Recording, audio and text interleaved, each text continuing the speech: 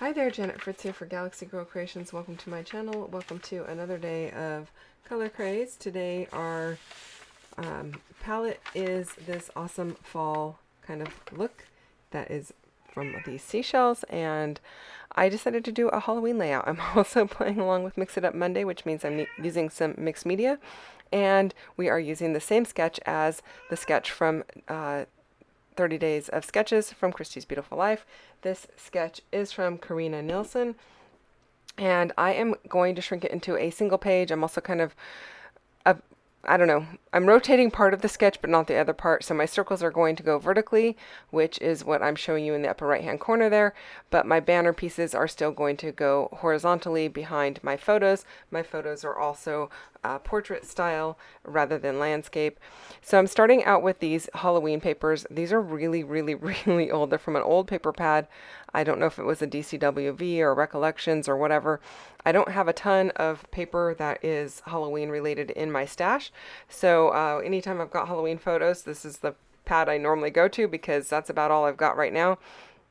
It's just not something I keep on hand because I've already done most of my kids' Halloween photos. I am actually on a Zoom or on a call with MK while I am doing this. If you see my hands flying around, that's probably why.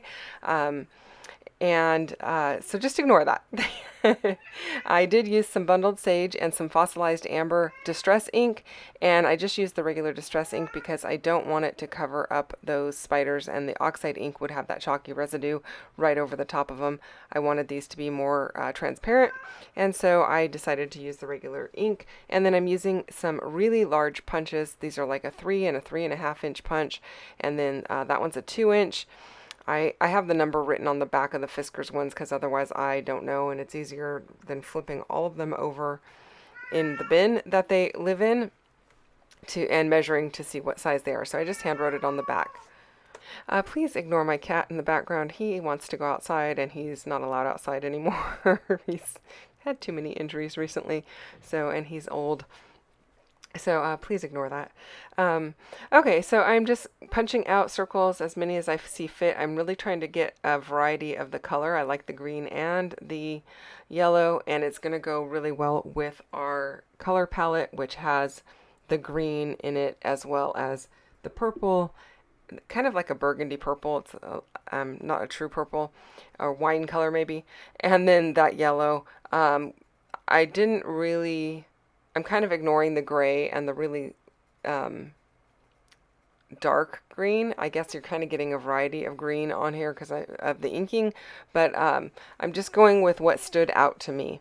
Now, inevitably, there is going to be a little bit of gray on here because I am going to ink up some black paper to be the banners behind my photos, but I'm going to ink it with some oxide ink, and that's going to kind of leave a gray hue to it.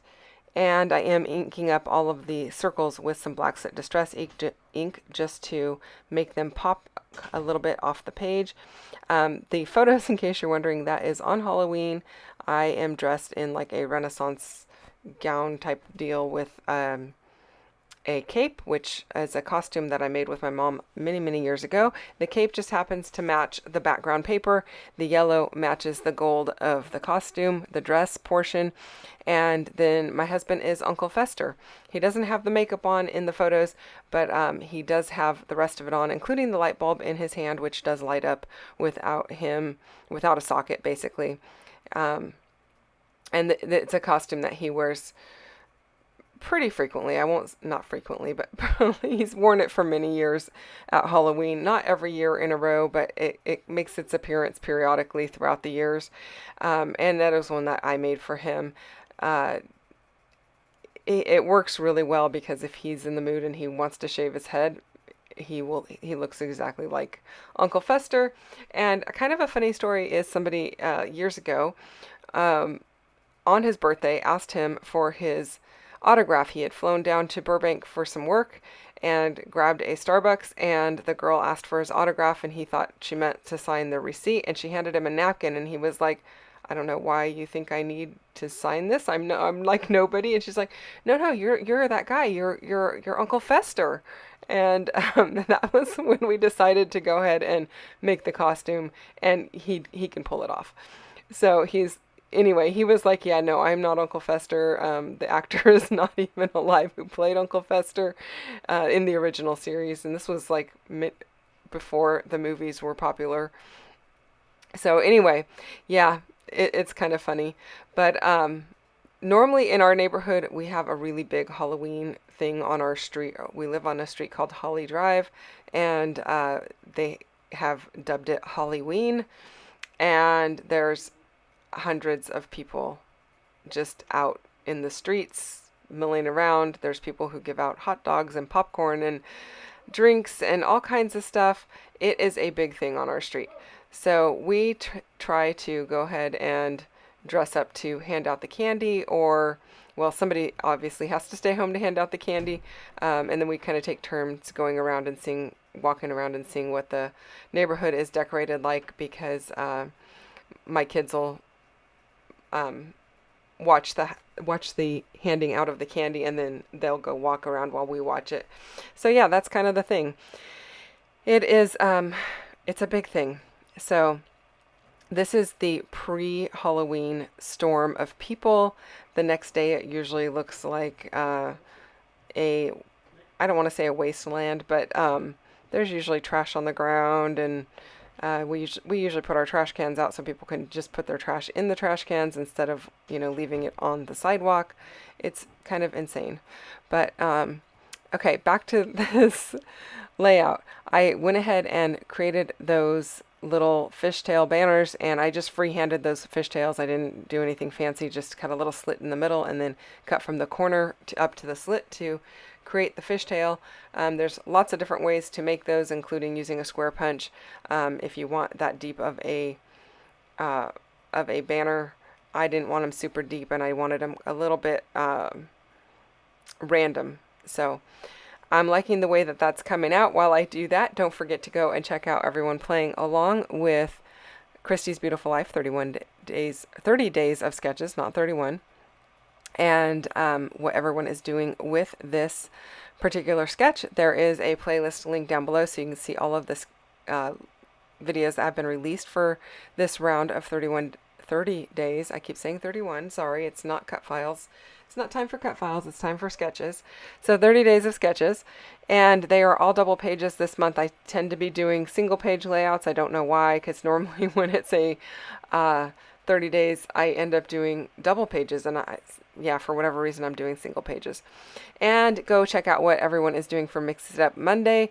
That just means we're using a bunch of mixed media, and my mixed media happened to be ink this time, and I kept it pretty simple as far as just doing those circles. But I am going to add some wood veneer to this, and I'm going to ink those up too. So that's going to count for some of the mixed media, and it's going to be a really cool way to alter this wood veneer from the Some Assemblage Required shop over at MK's store.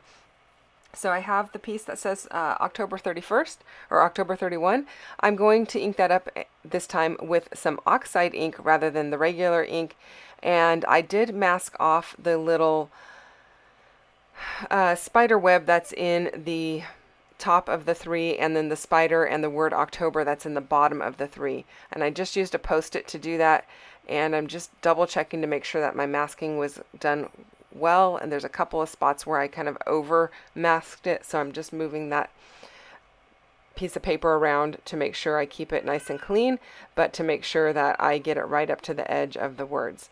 And then I'm going to take a Sharpie. Normally I don't recommend using a Sharpie on the wood veneer because it does tend to bleed, but because all of the little score lines are in this piece, I'm able to just ink up or draw on the little individual pieces of spider web. Now, if I were just to go ahead and take my ink right onto the 3, it would just start bleeding into the wood, but because of the score lines, it kind of stops the ink from bleeding.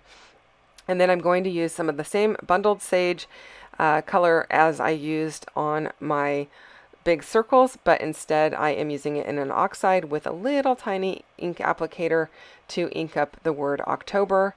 And I'm liking how that's looking. I apologize that my big old head's in the way and you can't see some of it.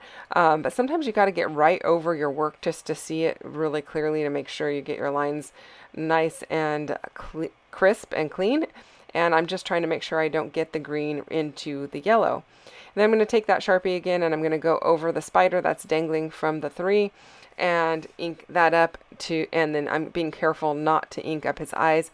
I'm going to leave his eyes as the regular wood veneer color because it's such a light colored wood. It's going to look like just little eyeballs, 2 little dots.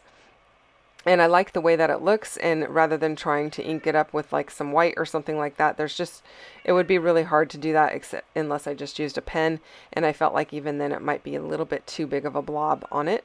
And then I'm doing the same with the jack-o'-lanterns. Now, instead of using the brush on the jack-o'-lantern face, I used a flat sponge so that I don't get ink inside his eyes and his mouth and nose, and it'll just maintain that little etched area. And then I am winding up some black thread to kind of take on the look of the spider webs. In case you're wondering what happened there, I dropped my thread on the floor and had to go fishing for it, and then it rolled across my desk when I brought it back up, but that's okay. I needed lots of thread anyway, so I'm going to use what came off the spool. So I'm liking how that is all looking. The wood veneer is adhesive backed, so I can just go ahead and stick it down, and I will add a little bit of liquid glue because the thread is keeping it from being adhered really closely. And then I'm using some more of the oxide ink in the fossilized amber and going around the outside of the layout just to kind of give it a little bit of a yellowish glow. And then I'm going to mount it all onto that black piece of paper to give it a nice little black framework. And I'm liking how that is looking. I do have one additional piece I'm going to add to this with a little bit more thread, and that is a piece of flare. It is from the October embellishment box from MK's shop, Some Assemblage Required, and the flare is actually made by Jenny over at Scrappin' Happy Studios, and MK has been including those in her monthly boxes for a little bit now. So I have a nice little collection of flare that I need to continue to use, and I chose to use one of the pumpkins. It's a little bit more of a natural, less I don't want to say natural, a little bit more of a realistic pumpkin look than the jack-o'-lantern up at the top, but that's okay. I like it, and the colors were a good match, and so I'm going to go ahead and go with that. I apologize again for the cat in the background. He is really down the hall, and he's just very loud and trying to get his opinion across to let us know that he's not happy with the fact that he has to be a house cat now.